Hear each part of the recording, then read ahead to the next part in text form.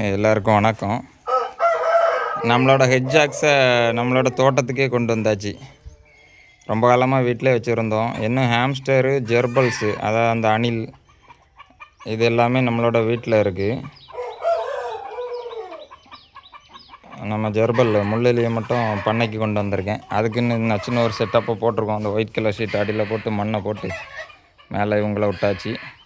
Already இந்த கூட்டுக்குள்ளே Guinea bugs இருக்குது.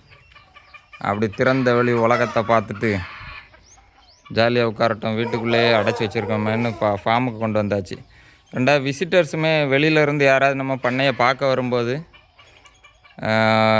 இந்த மாதிரி டிஃப்ரெண்ட்ஸான ஸ்பீசிஸ் இருக்கிறது ஃபார்மில் இருந்தால் தான் அவங்களுக்கும் பார்க்க ஒரு அழகாக இருக்கும். அதனால தான் நம்ம எல்லா பெட்ஸையுமே கொஞ்சம் கொஞ்சமாக பண்ணைக்கு அதுக்கான செட்டப்ஸை போட்டு ஷிஃப்ட் பண்ணணும். ஃபுல்லாக வீட்டிலே வைக்க போகிறதில்ல. அதான் ஹெட்ஜாக்ஸை ஃபஸ்ட்டு கொண்டு வந்திருக்கோம். இது கொஞ்சம் ஹார்டியான அனிமல், தாக்கு பிடிக்கும்னு நினைக்கிறேன். இங்கே கொண்டு விட்டோடனே சுற்றி சுற்றி எல்லாத்தையும் சர்வை பண்ணிகிட்டு இருக்குது. தண்ணிலாம் குடிச்சிட்டு சுறுசுறுப்பாக விடுறாங்க. Next hamster, gerbil. ஆனால் ஹாம்ஸ்டருக்கு இந்த மாதிரி மெஷ்ஷு கூண்டில் போட முடியாது. என்ன ஆகும்னா மெஷ்ஷில் ஏறி உட்காரும்போது காக்கா காலை கொத்தி இழுத்துரும். அதனால் அதுக்கு மட்டும் கண்ணாடி பாக்ஸு இல்லைனா பாலிகார்பனேட்டில் கிளாஸ் கிளியர் அந்த மாதிரி செட்டப்பில் கேஜ் ரெடி பண்ணி கொண்டு வரணும். பெரிய கேஜாக ரெடி பண்ணி இங்கே கொண்டு வந்துட வேண்டியதான்.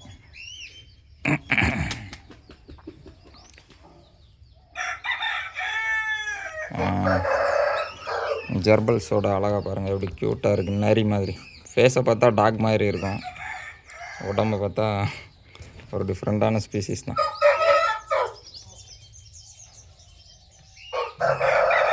நமக்கு இன்னுமே பைத்தானு